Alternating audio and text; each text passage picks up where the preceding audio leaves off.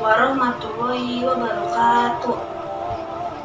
Alhamdulillah, Rabbil alamin, wabihi nasta'in, wa ala umurid dunia waddin, wassalatu wassalamu ala asrafil anbiya'i wal mursalin, sayyidina wa maulana Muhammadin, wa ala alihi wa sahbihi ajmain, amma ba'du.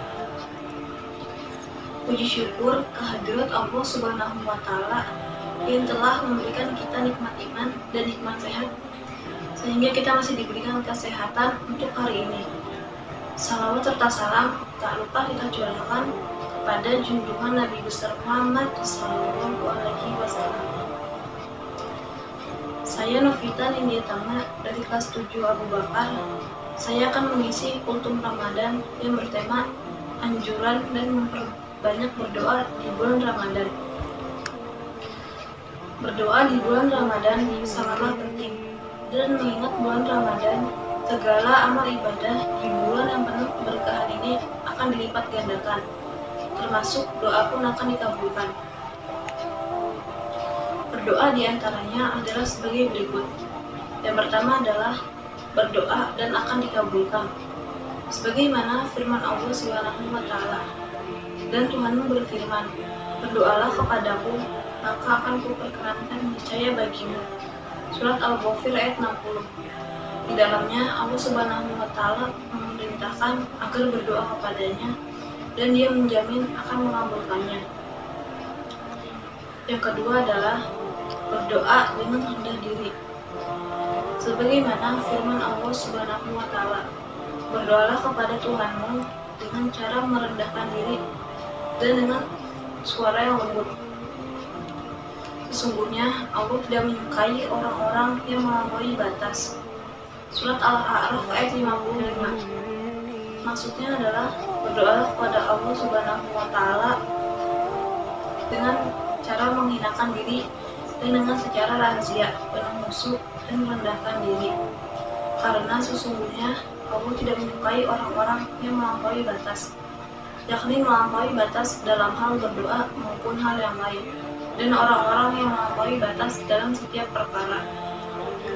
Melampaui batas dalam hal berdoa adalah permintaan hamba akan berbagai hal yang tidak sesuai untuk dirinya, dan dengan cara meninggikan atau mengeraskan suaranya ketika berdoa.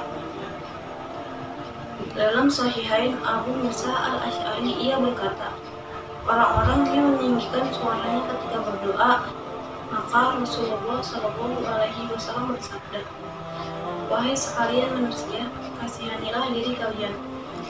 Sesungguhnya kalian tidak berdoa kepada zat yang tuli maupun gaib, karena sesungguhnya kalian berdoa kepada zat yang maha mendengar lagi maha dekat. Yang ketiga adalah berdoa menghilangkan kesusahan, sebagaimana firman Allah Subhanahu wa Ta'ala. Atau siapakah yang memperkenankan doa orang yang dalam kesulitan apabila ia berdoa kepadanya dan yang menghilangkan kesusahan? Surat An-Naml ayat 62. Maksudnya adalah, apakah ada yang bisa mengabulkan doa orang yang dalam kesulitan, yang diguncang berbagai kesempitan, yang sulit mendapatkan apa yang ia minta, sehingga tak ada jalan lain ia baru keluar dari keadaan yang menghukuminya selain berdoa kepada Allah Subhanahu wa Ta'ala semata. Siapa pula yang menghilangkan keburukan, malapetaka, kejahatan dan murka selain Allah semata? Yang keempat adalah berdoa adalah ibadah. Dari An-Nu'man bin Bashir, Rasulullah Shallallahu Alaihi Wasallam bersabda, berdoa adalah ibadah. Hadis riwayat Abu Daud dan At-Tirmidzi dan hadis hasan sahih. Yang kelima adalah berdoa menghilangkan keburukan. Dari Ubadah bin As-Samit, ia berkata, sesungguhnya Rasulullah Shallallahu Alaihi Wasallam bersabda, tidak ada seorang muslim yang berdoa kepada Allah Subhanahu wa Ta'ala di dunia ini kecuali ia mengabulkannya. Semisalnya, selama ia tidak meminta suatu dosa atau pemutusan kerabat, maka berkatalah seorang laki-laki dari suatu kaum, Maka kalau begitu, marilah kita memperbanyak berdoa. Maka Rasulullah Shallallahu Alaihi Wasallam pun bersabda, sesungguhnya Allah Subhanahu Wa Taala memberikan kebaikan lebih banyak daripada yang kalian minta.